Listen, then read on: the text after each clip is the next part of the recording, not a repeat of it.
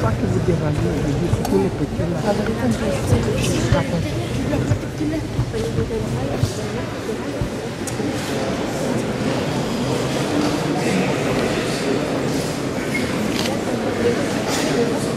aïe, aïe.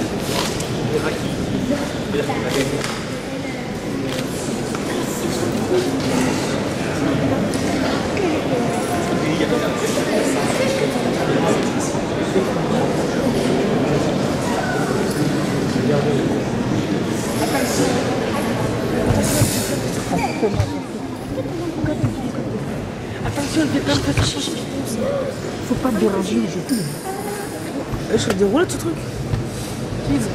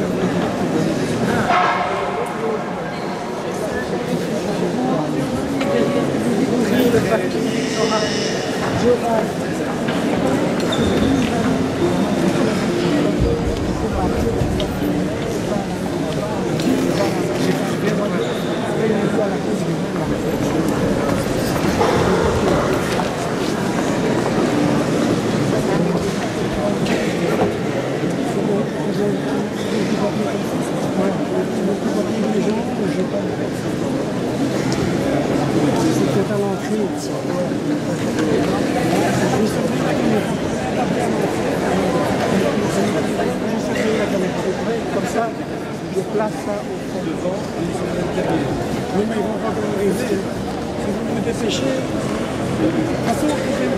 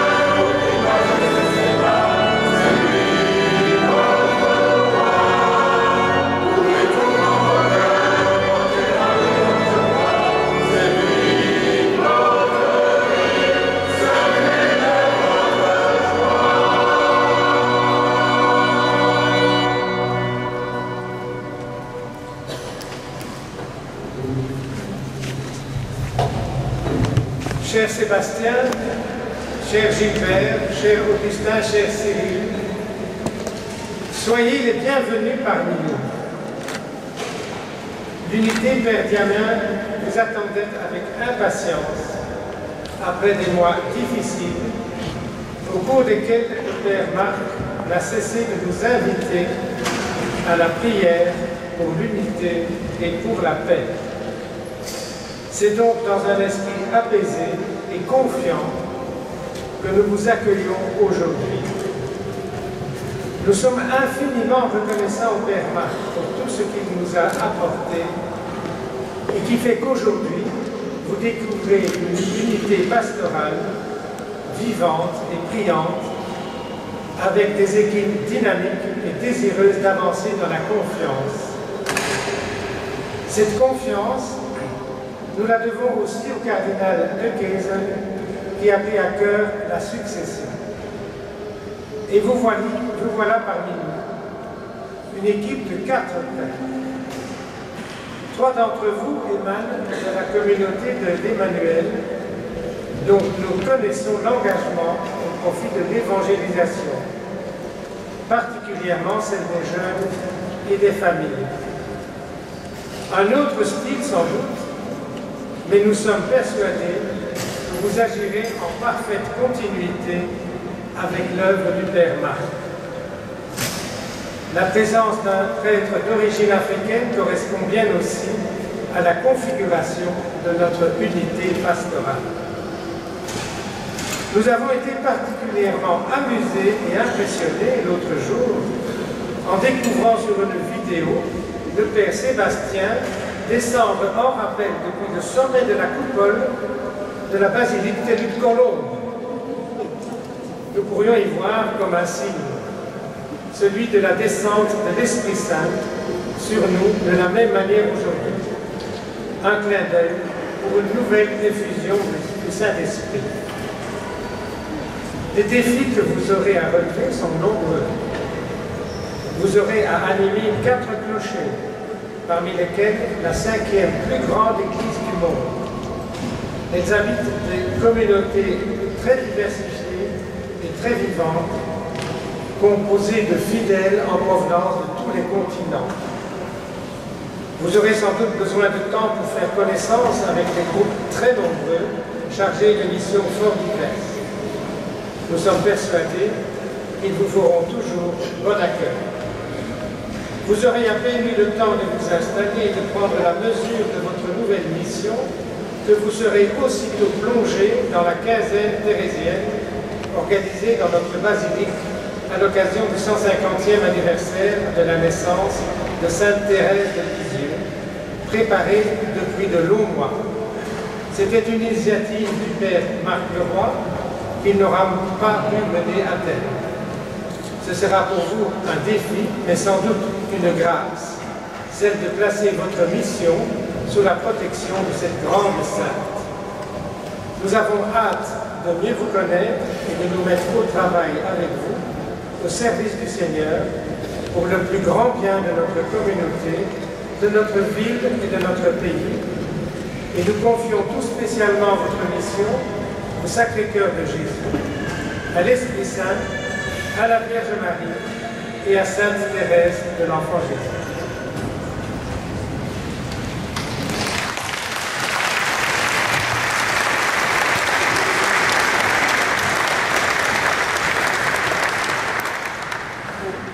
Au nom du Père et du Fils et du Saint-Esprit, la grâce de notre Seigneur Jésus.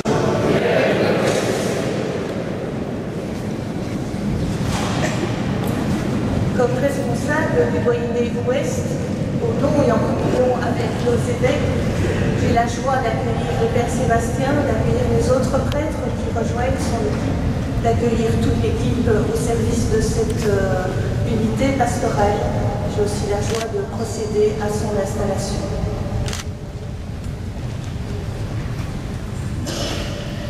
Sébastien, notre évêque t'envoie comme responsable de l'unité pastorale Père Damien, qui comprend les paroisses du Sacré-Cœur, de Sainte-Anne, Saint-Martin et Sainte-Agathe.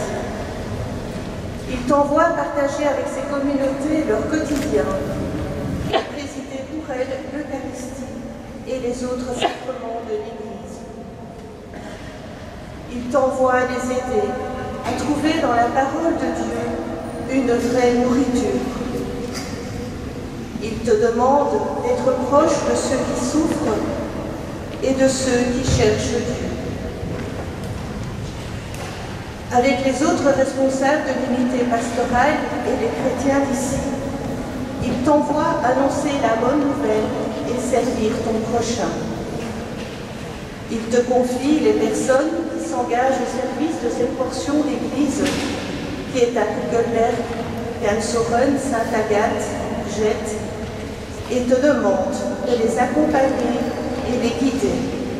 Avec l'aide de tes confrères prêtres, Gilbert Yamba, Cyril de Nazaire, Augustin Servois, avec l'aide du diacre Pierre Merlin et celle des assistantes paroissiales, Marie-Agnès Bison et Charlotte Chopalin. Sébastien, veux-tu faire de ton mieux pour être le pasteur de ces communautés et acceptes-tu la mission que l'évêque te confie? Oui, j'accepte ces missions avec la grâce de Dieu. Je m'engage à servir les communautés qui me sont confiées en célébrant avec elles les sacrements, en leur annonçant fidèlement la parole de Dieu, en les confirmant dans leur charisme et en encourageant leur vie de prière et leur témoignage de vie fraternelle. Puisse le Seigneur et vous tous ici présents m'y aider. Au nom de notre archevêque, Monseigneur de Kézel, et de son successeur, Monseigneur Luc Terlingen, au nom de son vicaire général de Bruxelles, Monseigneur Cockroach, je t'installe comme responsable pastoral de l'unité pastorale Père d'Amérique.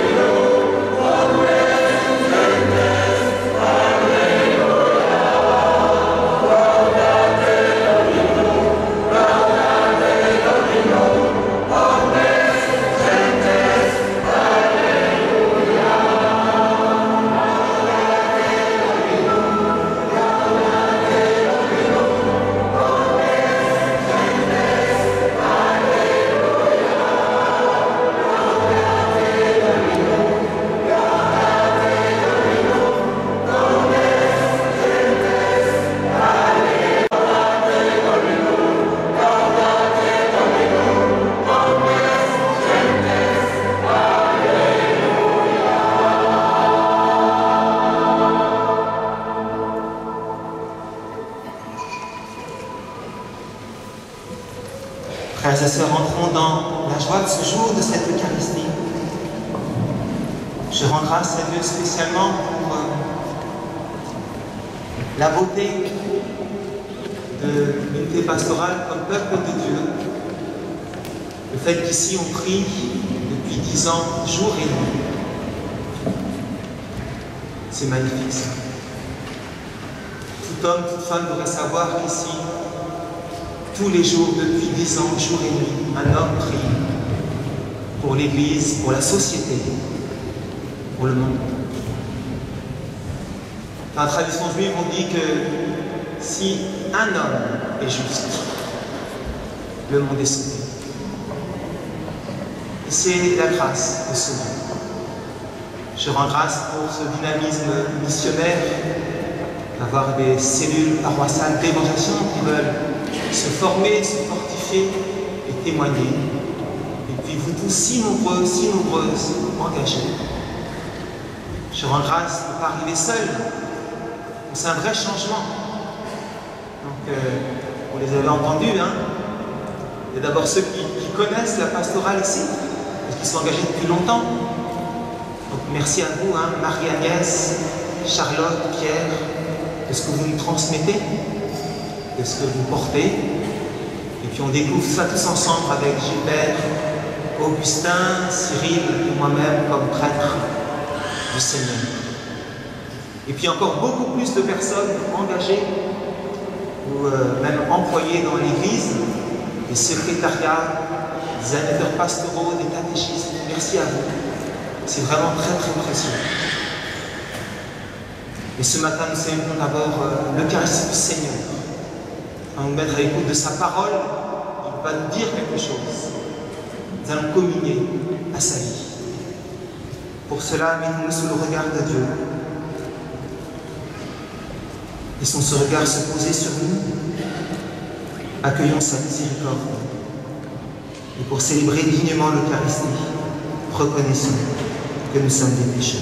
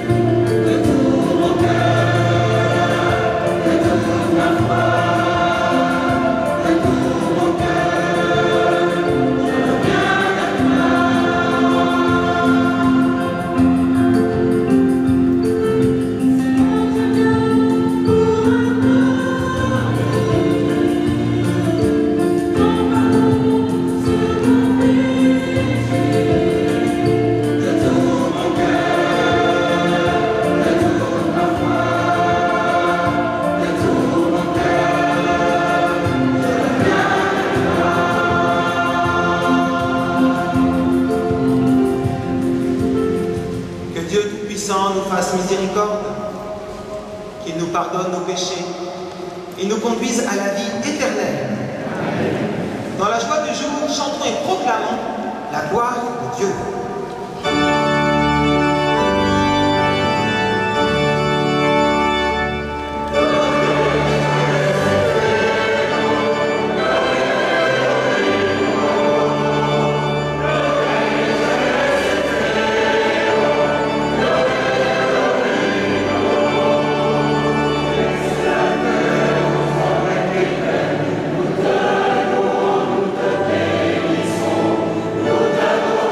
Nous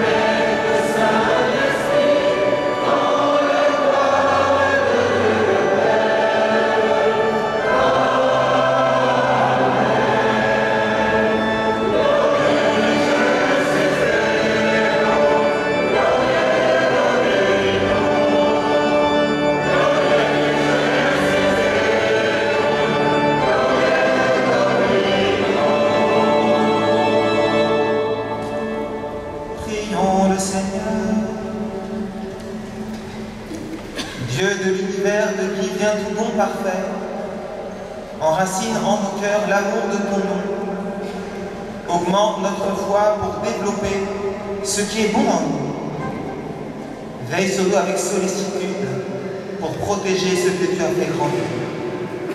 Par Jésus-Christ, ton Fils, notre Seigneur, qui vit et règne avec toi dans l'unité du Saint-Esprit, Dieu pour les siècles des siècles. Amen. Il y a une liturgie de la parole pour les enfants. Julienne et Georges peuvent se lever, faire coucou avec leurs mains. Ce sont les enfants 4 à 7 ans. Vous pouvez suivre Julienne et Georges. Et les enfants de 7 à 12 ans, c'est avec Rose et Bibi qui sont là. Donc les enfants de 7 à 12 ans. Et nous tous écoutons la parole de Dieu. Lecture du livre du prophète Jérémie. Seigneur, tu m'as séduit et j'ai été suivi. Tu m'as saisi et tu as réussi. À longueur de journée, je suis exposé à la maladie.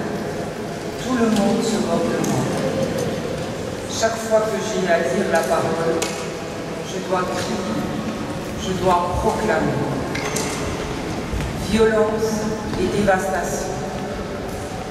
À longueur de journée, la parole du Seigneur attire sur moi l'insulte et la moquerie.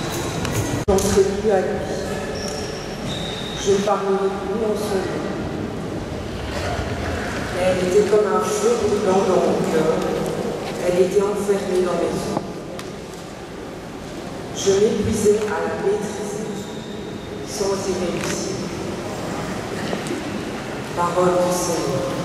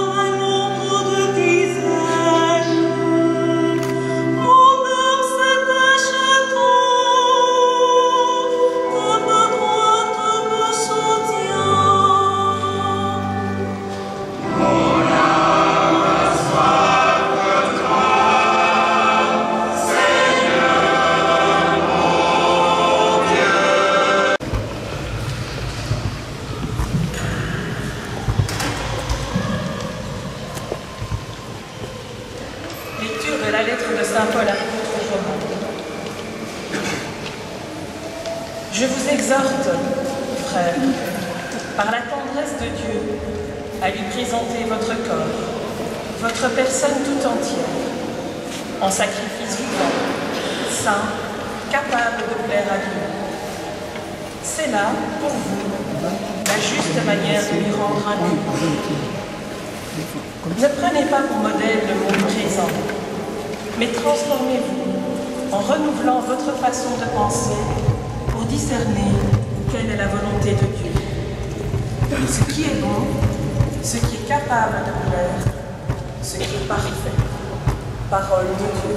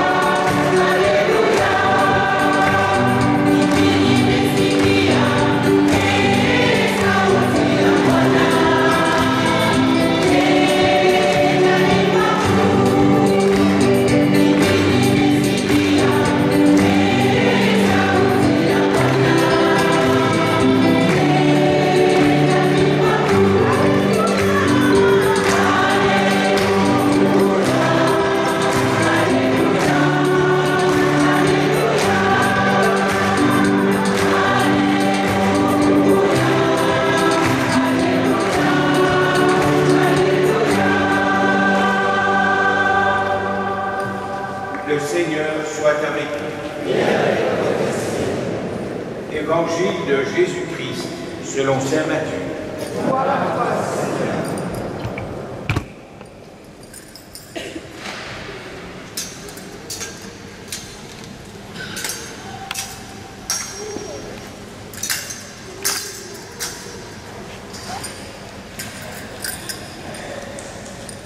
En ce temps-là, Jésus commença à montrer à ses disciples qu'il lui fallait partir pour Jérusalem, souffrir beaucoup de la part des anciens, des grands prêtres et des scribes, être tué, et le troisième jour ressuscité. Pierre, le prenant à part, se mit à lui faire de vifs reproches. Dieu t'en garde, Seigneur, cela ne t'arrivera pas. Mais lui, se retournant, dit à Pierre, passe derrière moi, Satan. Tu es pour moi une occasion de chute. Tes pensées ne sont pas celles de Dieu, mais celles des hommes. Alors Jésus dit à ses disciples, si quelqu'un veut marcher à ma suite, qu'il renonce à lui-même, qu'il prenne sa croix et qu'il me suive.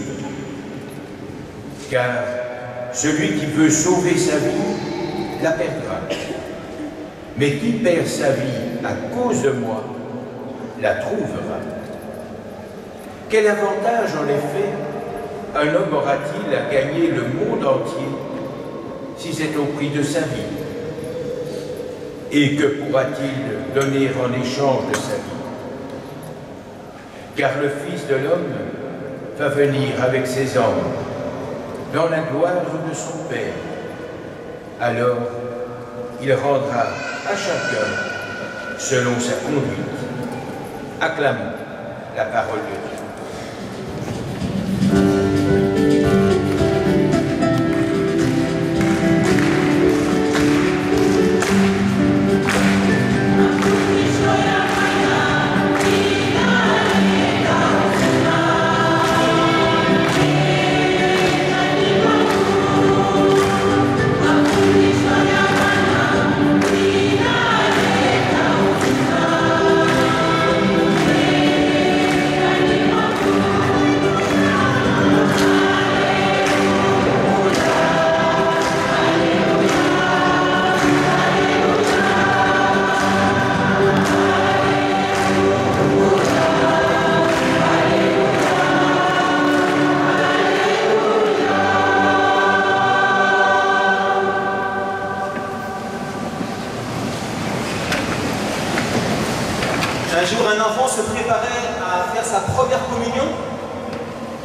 connaissez cette étape chrétienne où on reçoit l'Eucharistie et on lui demandait où est-ce que tu vas recevoir Jésus. Vous savez, tous les catéchistes avec les enfants disent on reçoit Jésus dans son cœur. Et lui a dit dans mon squelette. Et il avait raison. Pour un petit garçon de 9 ans, c'est pas son cœur qui est important, c'est son squelette. C'est sa substance, c'est être fort que quelqu'un debout. Vous avez entendu la parole de Dieu pour Jérémie? Elle était enfermée dans ses os. Chaque dimanche, nous demandons cette grâce-là. Que la parole de Dieu devienne en nous comme un feu dévorant, qu'elle soit enfermée dans nos os, pour faire de nous des personnes dont la substance, l'être même, la force, ne soit pas de nous, mais de sa parole, de lui-même. Alors nous nous penchons sur cette parole. Et ce matin, nous avons entendu qu'en ce temps-là, Jésus commença à montrer à ses disciples qu'il lui fallait partir, souffrir, être tué, ressuscité. Et le texte dit exactement pas en ce temps-là, mais à partir de ce moment-là, à compter de ce jour, comme pour indiquer qu'il y a un jour particulier, un moment, qui devient un marqueur, un repère dans la vie des disciples. Et c'est quoi ce moment? C'est le moment de la semaine dernière, c'était là, la semaine dernière à la messe, celui que j'avais juste avant de vos Bibles. Vous vous rappelez, la semaine dernière, Jésus interroge ses disciples, qui suis-je? Et Pierre répond, tu es le Christ, le Fils du Dieu vivant. À partir de ce moment-là, Jésus commence à montrer quelque chose. Et ce matin, je vous invite simplement on va rester sur ce moment, justement, un peu charnière comme ça. Et 3 choses. La première, c'est que ça nous dit que la vie spirituelle a des étapes. Puisqu'il y a un moment où quelque chose de nouveau commence. Dans la vie, on sait qu'il y a des étapes. Mais dans la vie de foi, dans la vie spirituelle également, il y a des étapes. C'est très rassurant pour les enfants qui se disent « je ne vais quand même pas venir tous les dimanches à la messe pendant 50 ans ». Je vous rassure, il y a des étapes. Vous n'allez pas vous embêter dans votre foi si vous franchissez ces étapes. Et c'est pareil pour nous, pour vous, frères et sœurs, pour nous. Vous avez tous des histoires de vie et des histoires de foi. Peut-être que certains parmi vous viennent pour la première fois dans une église. Bienvenue. Et vous savez, ici, il y a des gens qui viennent depuis 50 ans. Leur connaissance de la foi de Dieu, elle est différente. Leurs besoins sont différents, leurs attentes, et c'est normal.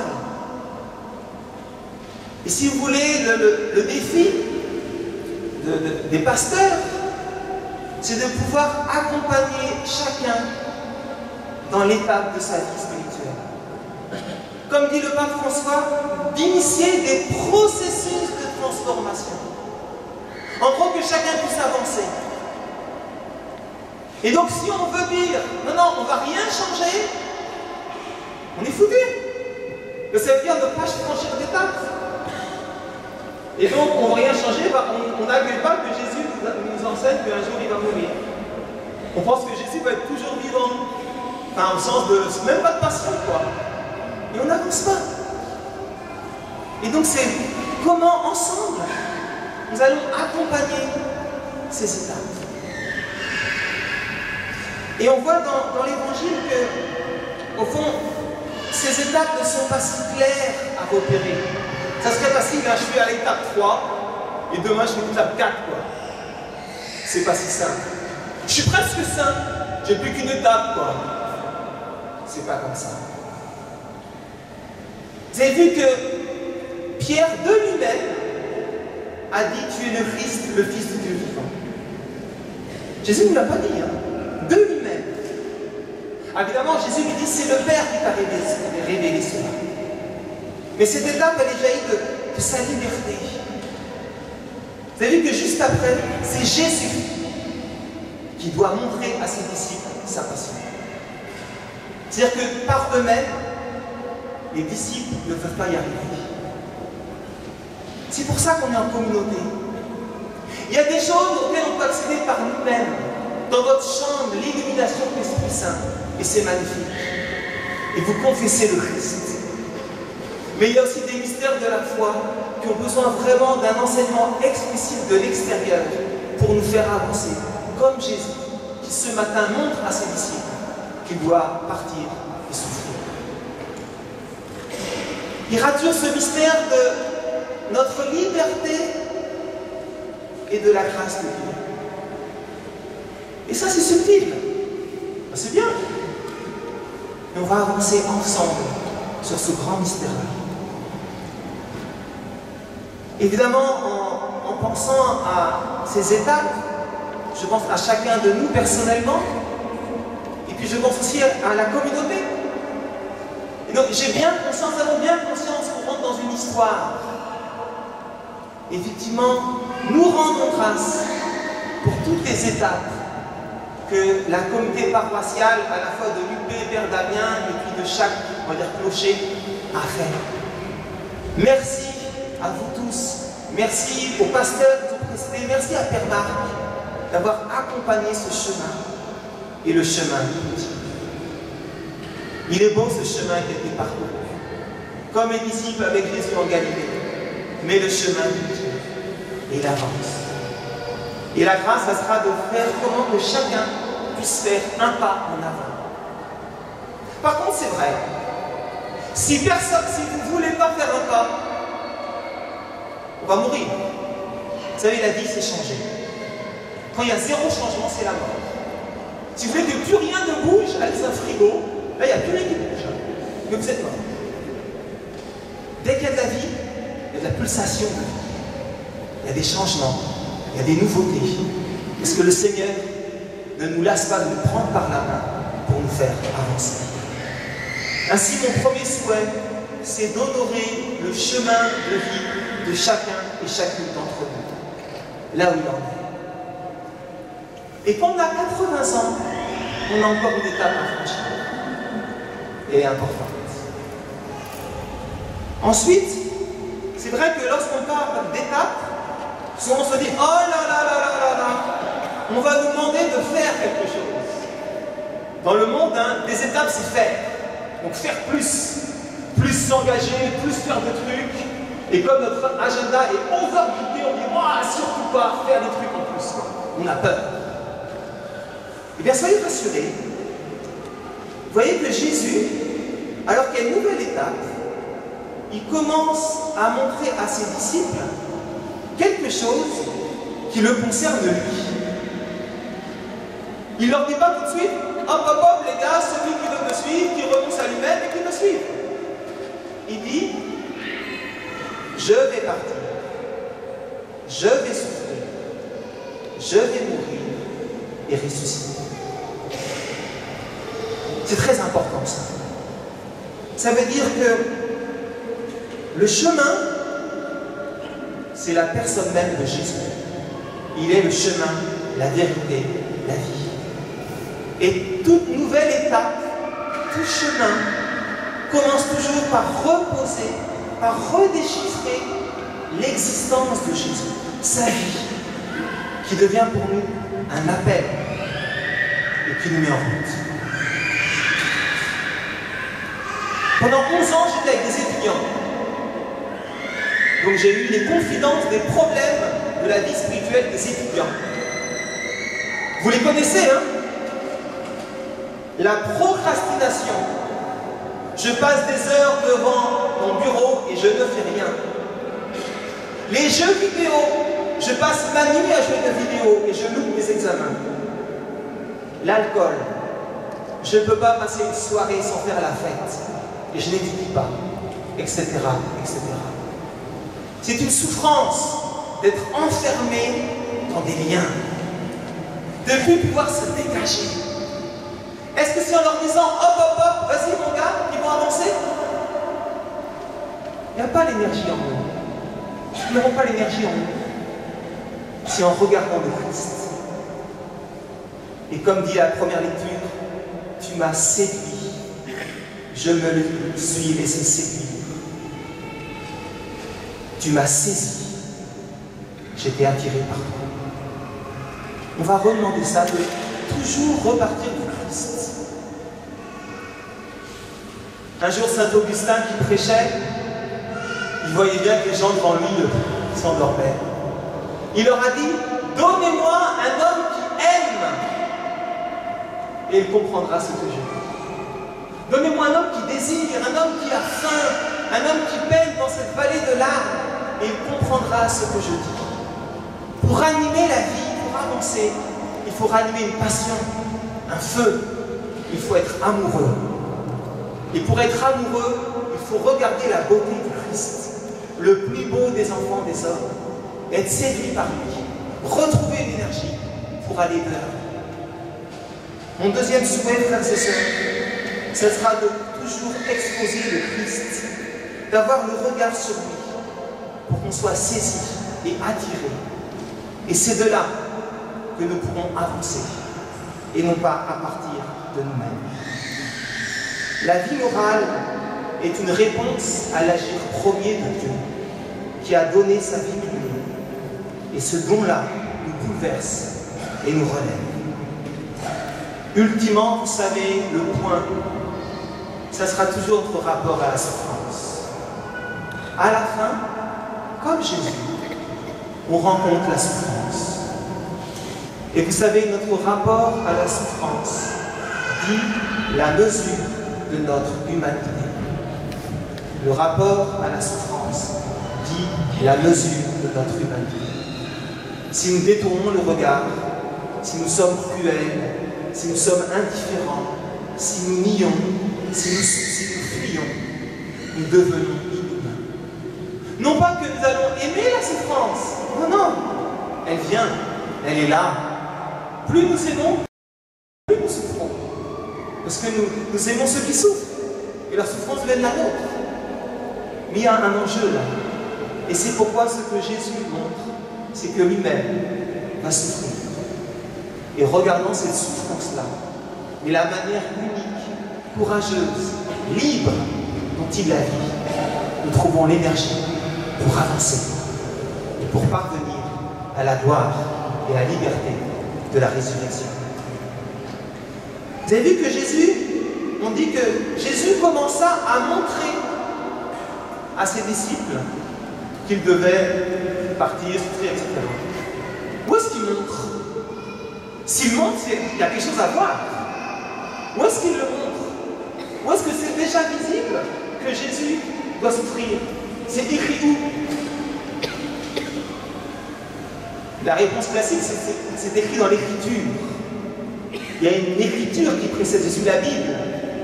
Et c'est le mystère du plan de Dieu, qui n'est pas la logique des hommes. Et lorsqu'on comprend cette logique de Dieu, on comprend qu'on va être entré dans ce mystère. Et donc, ce qui t'a montré, c'est la parole de Dieu. Mais il y a un autre livre qui est inséparable de la parole de Dieu. L'autre livre, c'est le monde, l'histoire du monde. Jésus voyait bien qu'il avait des oppositions. Il voyait bien l'attitude des pharisiens, il voyait bien l'attitude d'Hérode, il voyait bien qu'il allait être entraîné dans la passion. Il faut demander cette grâce qu'ensemble nous soyons capables de déchiffrer ces deux livres. Le livre de la parole de Dieu et le livre du monde. Ce qu'on appelle déchiffrer les signes des temps pour devancer ce qui est en train de se passer. Et c'est très important. Comme dit le pape François, c'est pas qu'on est dans une société qui change, que dans une société il y a des changements. C'est qu'on est dans un changement de société. Et est-ce qu'on le voit? Est-ce qu'on voit les signes? Est-ce qu'on perçoit où est-ce que cela va nous conduire? Il faut que Jésus nous le montre et qu'ensemble nous le voyons pour comprendre où avancer. Ainsi, mon troisième souhait, ce sera d'apprendre à déchiffrer les signes des temps et à devancer ces grands bouleversements, ces changements, pour là, encore et toujours, annoncer le Christ. À la destination de la société civile. Je crois que vous êtes le bourgmestre de Kugelberg. Non. C'est important. Quand vous entendez l'évangile, vous pouvez vous dire que l'évangile est un peu subversif. Ça peut faire peur pour des responsables de la société civile. Pas les pensées des hommes, mais la pensée de Dieu. Ne vous conformez pas au monde présent, mais renouvelez votre entendement. Est-ce que l'évangile va faire péter la société? Est-ce que le chrétien est contre la société? Est-ce que l'évangile exhorte toujours à la désobéissance civile? C'est une question importante. Ce sera un long débat. Mais dans l'évangile d'aujourd'hui, on peut retenir deux choses. D'abord, c'est que n'ayez pas peur de l'évangile. L'évangile vise à faire grandir le royaume de Dieu. Le royaume de Dieu, c'est un royaume de justice, de paix et d'amour. Des communautés chrétiennes, si vous voulez, c'est des petites colonies du royaume de Dieu sur terre. Et ça, c'est bon. Les chrétiens ne sont pas des conquérants, car Jésus dit, à quoi ça sert de gagner le monde si vous perdez votre propre vie? Mais cela dit, il est vrai que, comme dit saint Paul, les chrétiens ne se conforment pas au monde. Pourquoi? Car dans le monde, il y a trop d'injustice, trop d'inégalités, trop de moqueries, et parfois aussi trop de mensonges pour nous y conformer. Nous nous conformons à l'évangile, pour faire grandir un royaume de justice, d'amour et de paix. Les églises, comme ce bâtiment, sont des lieux de paix, de silence, de lumière et d'élévation. Elles sont à la société urbaine ce que les réserves naturelles sont aux écosystèmes naturels. Il faut protéger ces lieux. Ils permettent le bon fonctionnement de la société. Ils permettent de préserver la paix, le silence, la beauté et l'élévation. Vous savez, on est toujours marqué par les premières rencontres. On arrive quelque part. Hier, j'ai fait une première rencontre. Je ne sais pas si elle a la valeur de prophétie, mais je vous la lis parce qu'elle m'a marqué. Je suis passé ici dans l'église, il y avait un baptême, j'ai regardé, très bien, c'était beau. Il y avait un homme qui, lui, c'est pas un chrétien. Il avait une grande barbe, un chapeau sur la tête. Voilà. Et je repasse dans la rue, je me retrouve. Je dis, je ne peux pas ne pas lui parler. Donc je lui dis, bonjour monsieur, je vous ai vu dans l'église. Le dialogue continue en anglais, il vient d'Irak, ce n'est pas si simple.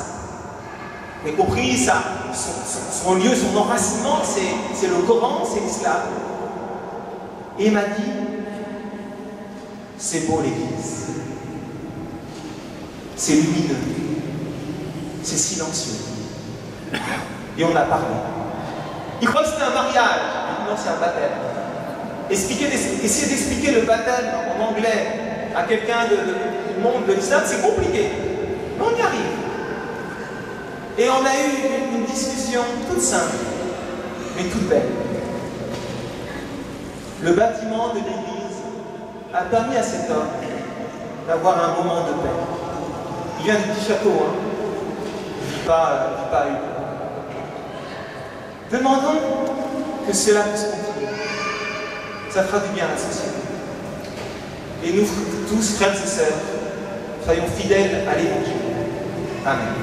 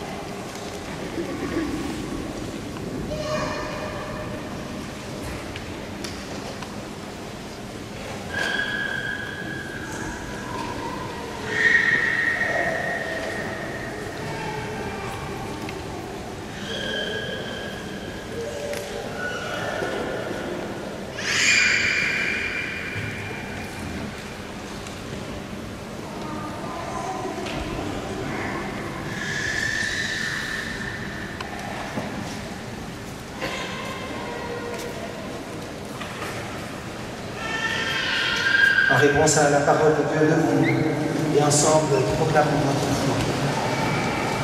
Je crois en Dieu, le Père Tout-Puissant, Créateur du ciel et de la terre, et en Jésus-Christ, son Fils unique, notre Seigneur, qui a été conçu du Saint-Esprit, est né de la Vierge Marie, a souffert sous Ponce Pilate, a été crucifié, est mort, a été enseveli, est descendu aux enfers.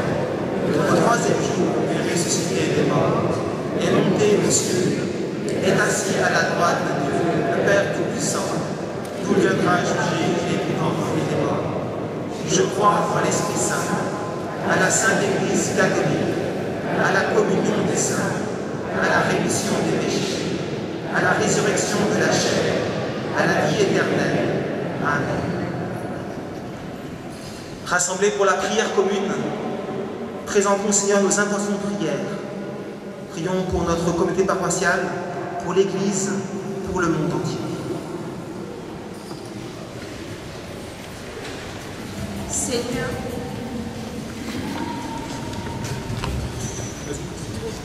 Seigneur, cet après-midi, nous aurons un nouvel archevêque en la personne de Luc Derrida.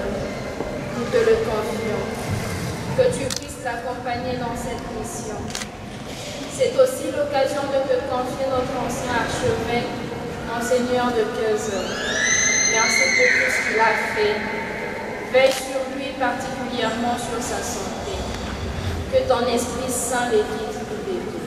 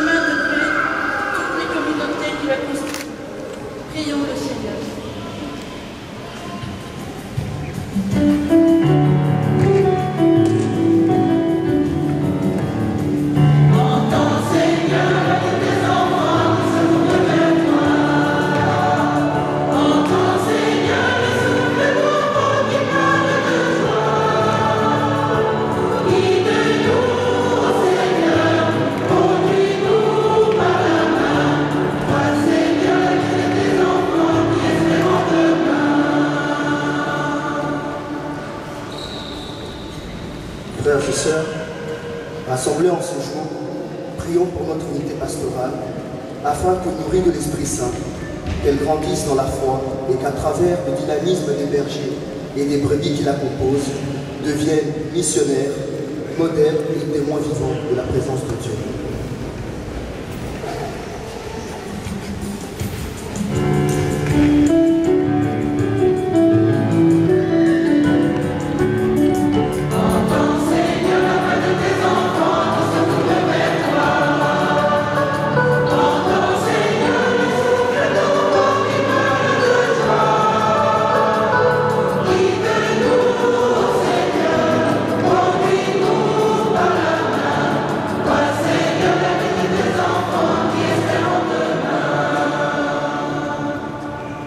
Seigneur, nous te rendons grâce pour Sébastien, Cyril, Augustin et Gilbert, nos nouveaux pasteurs, désormais par ta volonté au service des 4 clochers de notre unité pastorale.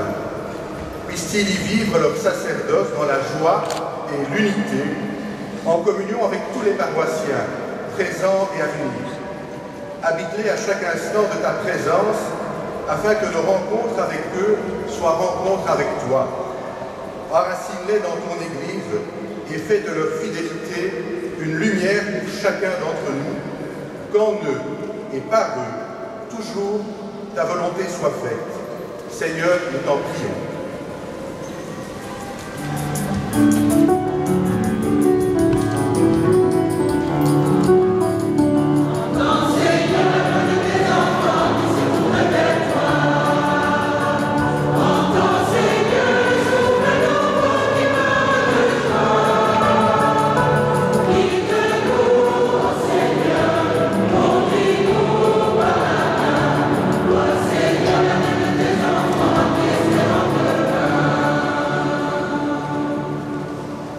Oui, Seigneur Dieu, toi qui sais toutes choses, tu vois tous les besoins de notre vie humaine. Accueille les prières de ceux qui croient en toi, exauce les désirs de ceux qui te supplient.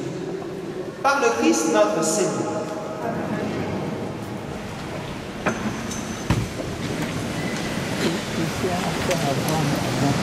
Thank you.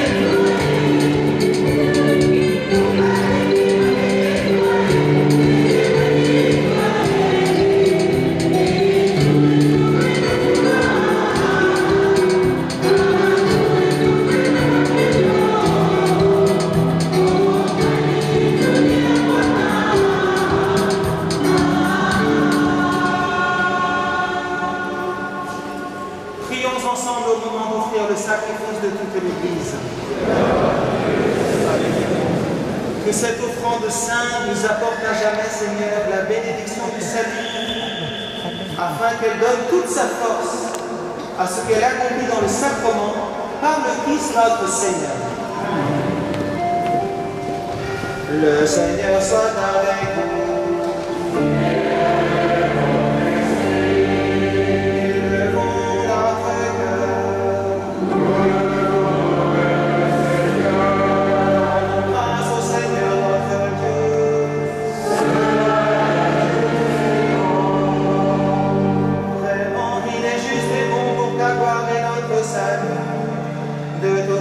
Action de grâce toujours et en tout lieu.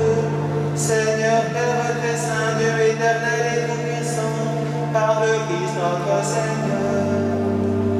Dans sa pitié pour nos égarements, il a voulu naître de la Vierge Marie. Par la souffrance de la croix, il nous a délivrés de la mort éternelle. Par sa résurrection d'entre les morts, il nous a donné la vie qui n'aura pas de fin.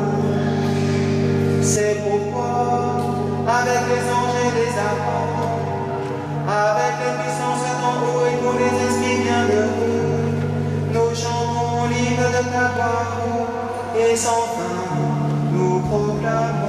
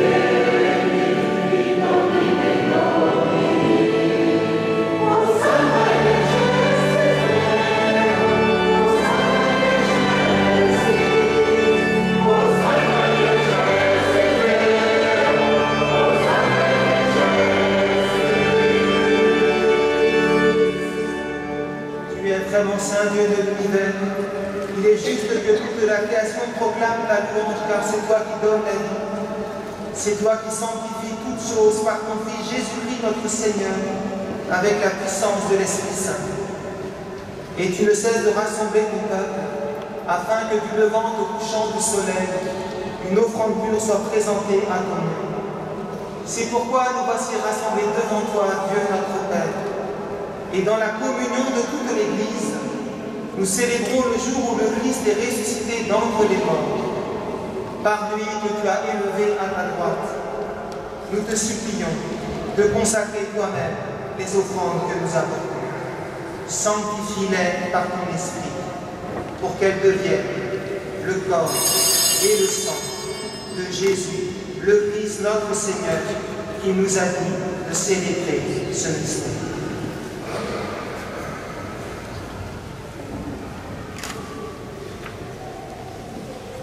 La nuit même où il fut livré, il prit le pain.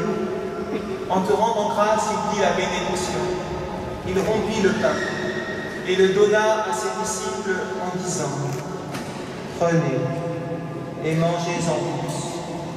Ceci est mon corps, livré pour vous.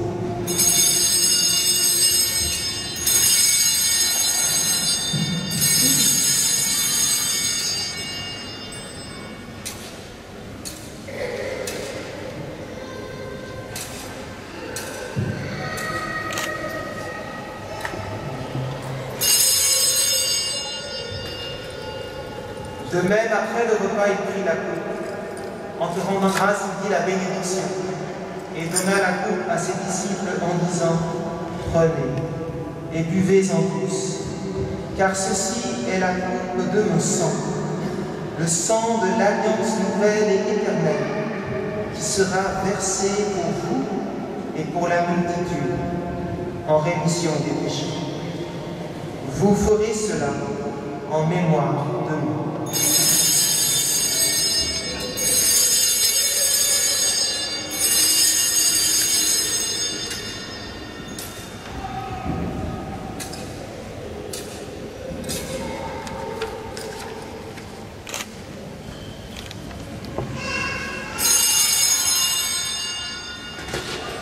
Proclamons le mystère de la foi.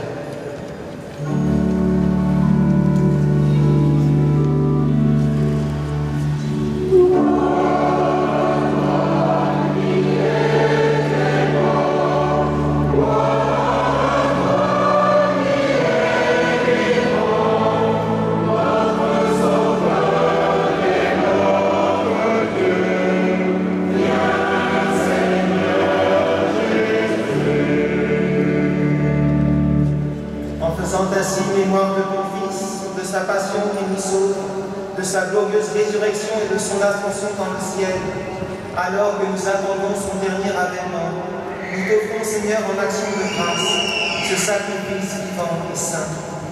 Regarde, nous t'en prions, l'oblation de ton Église, et d'aide y reconnaître ton Fils qui, selon ta volonté, s'est offert en sacrifice pour nous réconcilier avec toi. Quand nous serons nourris de son corps et de son sang, et remplis de l'Esprit Saint, accorde-nous d'être un seul corps et un seul esprit dans le Christ.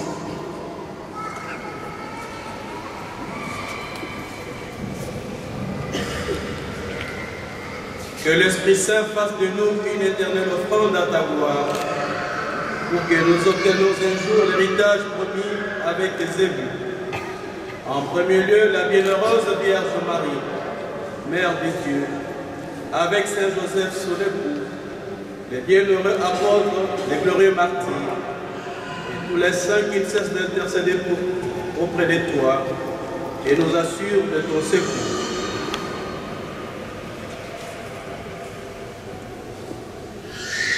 Et maintenant, nous te supplions, Seigneur, par le sacrifice qui nous réconcilie avec toi, étends au monde entier le salut et la paix. Affermis ton Église en pèlerinage sur la terre, dans la foi et la charité, en union avec ton serviteur, notre pape François, et notre évêque Joseph, et son successeur Luc, et son auxiliaire Jean, ensemble, l'ensemble des évêques, les prêtres, les diacres, et tout le peuple que tu as racheté. Écoute en ta bonté les prières de ta famille que tu as voulu rassembler devant toi. Dans ta miséricorde, ramène à toi, Père très aimant, tous tes enfants dispersés.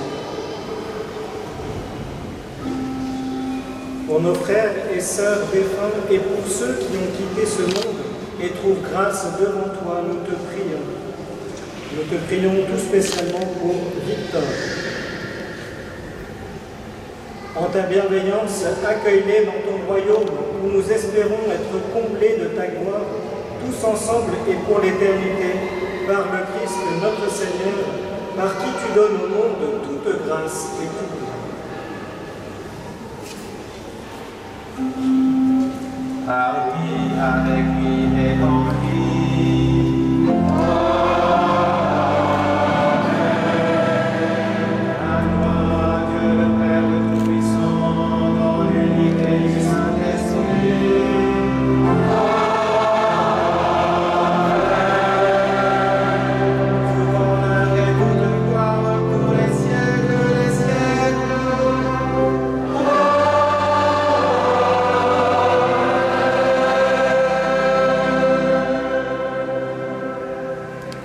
Comme le Seigneur Jésus lui-même nous l'a enseigné, et d'un seul cœur, nous prions.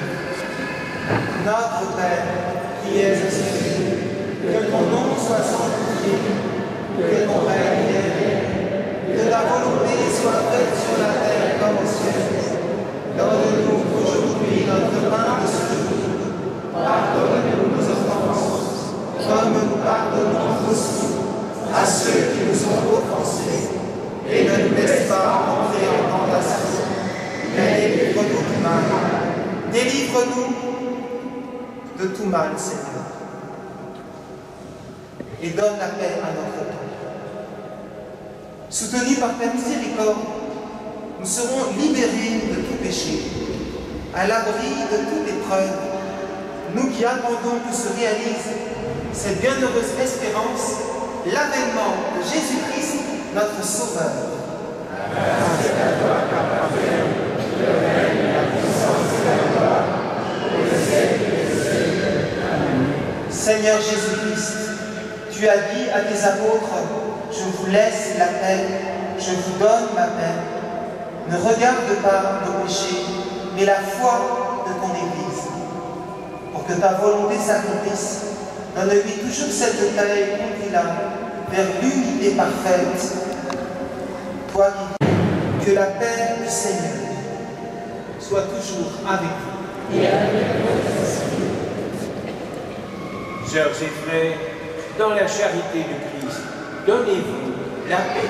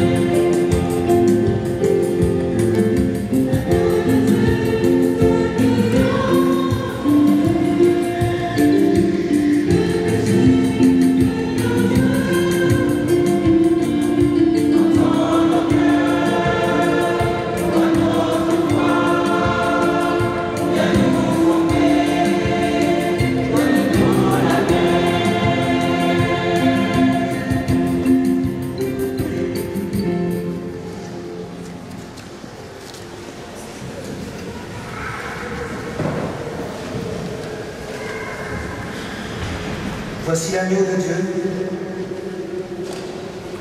Voici celui qui enlève les péchés du monde. Heureux, les invités au repas des noces de l'agneau. Seigneur, je ne suis pas capable de recevoir, mais dis seulement une parole, et je serai guéri. Dans le sang.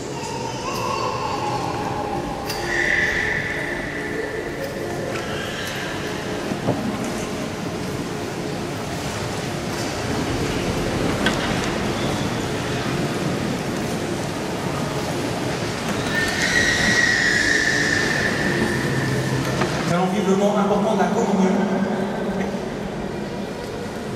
Voilà, je me permets de rappeler que pour communier, il faut être baptisé, avoir fait sa première communion, et croire que c'est vraiment Jésus ressuscité qu'on reçoit. Vous savez, il y a différents points de communion qui sont autour de la basilique, donc aller vers le plus proche. Et si on demande que vous présentez soit avec vos mains, soit dans la bouche, vous dites Amen, vous communiez sur place. On ne part pas avec l'Église même pour l'adorer, on communie sur place. Les porteurs de communion malades, voilà, on va découvrir peu à peu, on va essayer d'avoir des belles custodes pour chacun, pour essayer de porter la communion aux malades. Demandons de vivre ce monde dans le respect. Ces personnes disent pour moi c'est mieux de ne pas communier, que vous n'êtes pas chrétien, vous êtes très loin, mais soit rester à votre place, aussi bien sûr venir ainsi. À croiser sur les épaules, se révéler. Le Seigneur nous rejoint chacun sur le chemin de notre vie.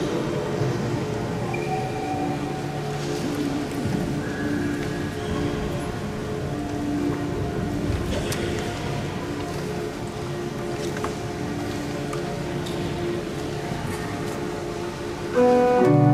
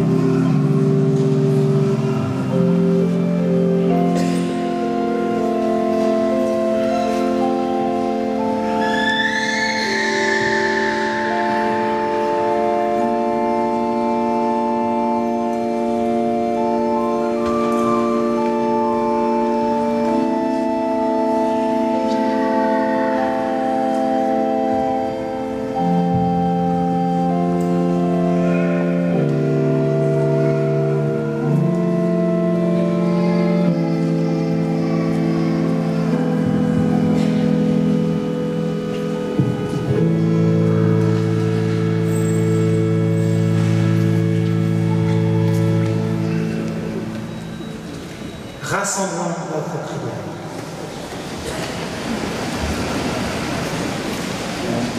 Rassasiés par le pain reçu à la table du ciel, nous te prions, Seigneur, que cette nourriture fortifie en nos cœurs la charité et nous stimule à te servir dans nos familles par le Christ notre Seigneur.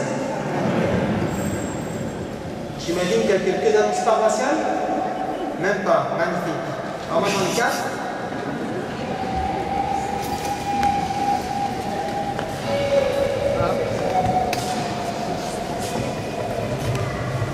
Je vais laisser Martine parler du pot de sortie. C'est ça, hein? Deux petites choses. La semaine prochaine, il y aura la bénédiction des cartables. Donc à toutes les messes, vous venez avec votre cartable, il sera béni. Vos ordinateurs portables avec lesquels vous jouez toute la nuit, vos téléphones qui vous embêtent, votre mallette d'avocat ou de médecin, ou je sais pas quoi, vous venez, c'est béni. Ça va lancer l'année.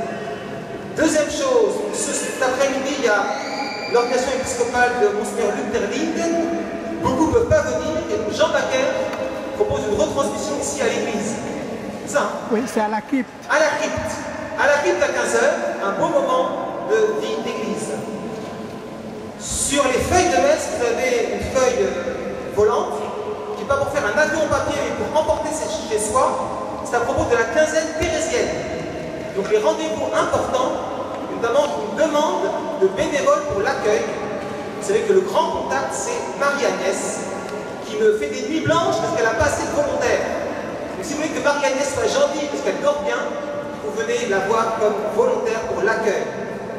Et je laisse le mot à Martine. Merci Père Sébastien. Madame la doyenne du Sud-Ouest, Monsieur le Président de la Fabrique et ses conseillers, pour les politiques, je dois changer mon texte, puisque ceux qui se sont annoncés sont absents et d'autres se sont ajoutés à nous. Monsieur Lechemin de Merkel-Saint-Agathe, bienvenue. Madame et Monsieur les conseillers communaux de Koekelberg également. Bienvenue aussi à la communauté Emmanuel.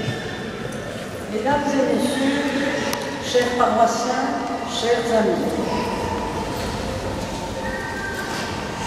Messieurs, Père Curie, le nouveau prêtre installé de la Bastille, au nom de tous ici présents, en tant que directeur général, je tiens à vous féliciter pour votre nomination dans ce magnifique édifice Art déco, la 5e plus grande église du monde.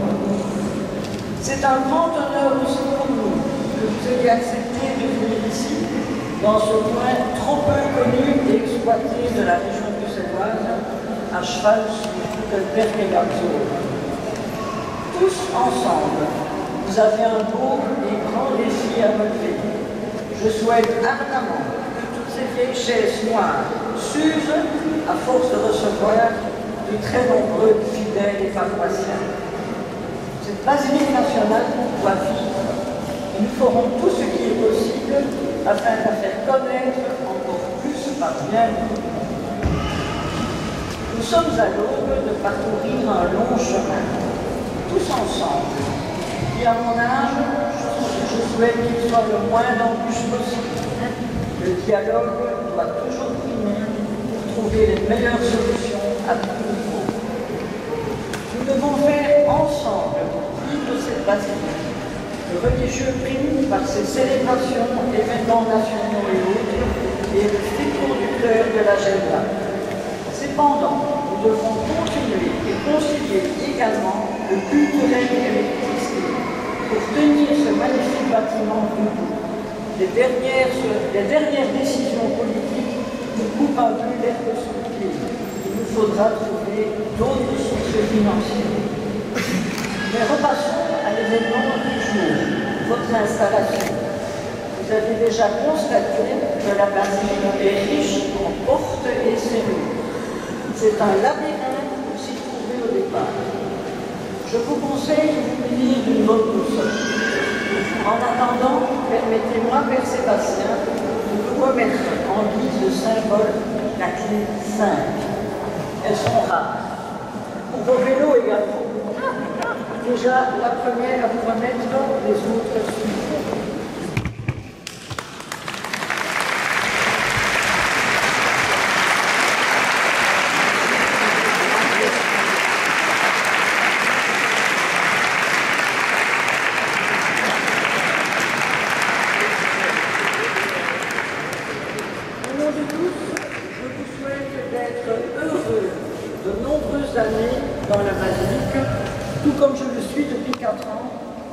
De collaborateurs, bénévoles et de paroissiens bien sympathiques.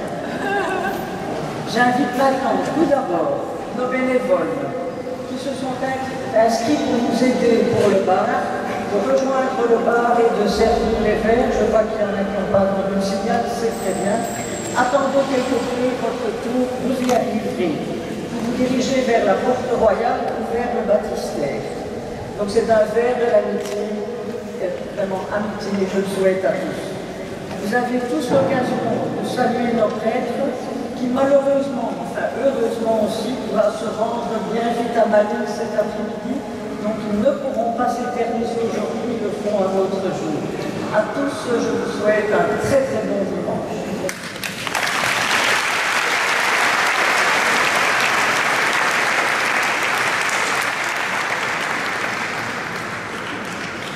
Merci beaucoup Martine, merci d'avoir si grandement facilité notre arrivée de plein des manières. Vous avez compris, la sortie a lieu par le fond. Ici on va laisser ceux qui rentrent entrer, mais si vous voulez nous saluer, on sera par le fond. Accueillons la bénédiction du Seigneur. Le Seigneur soit avec vous. Que Dieu Tout-Puissant vous bénisse, le Père et le Fils et le Saint-Esprit. Amen.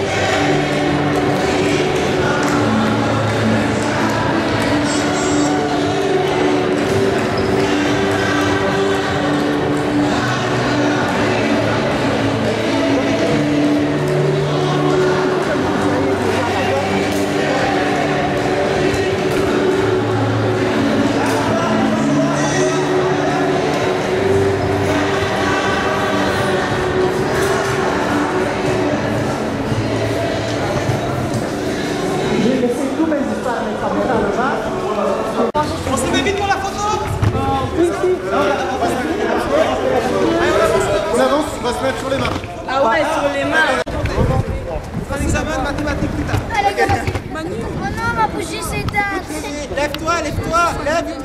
Allez, on sourit, on regarde, on prend les photos. Eh, tu avec la croix là, tu te mets au coin. Sinon tu vas déranger les autres. Oui. Et les autres prêtres sont... Allez, viens Pierre, ne suis pas. Parfait. On sourit, même avec le soleil. Tout le monde dit confiture.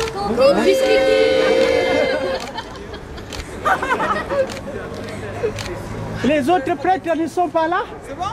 Les autres ne sont pas là. Ah, il manque Gilbert. Ah oui.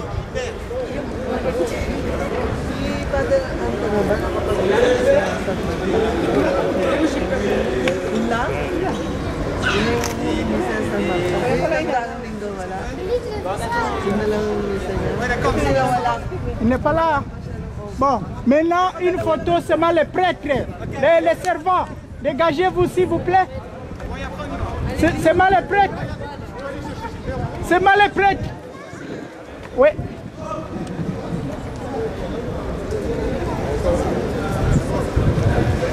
Ok. Attention. Père Cyril, attention. Voilà.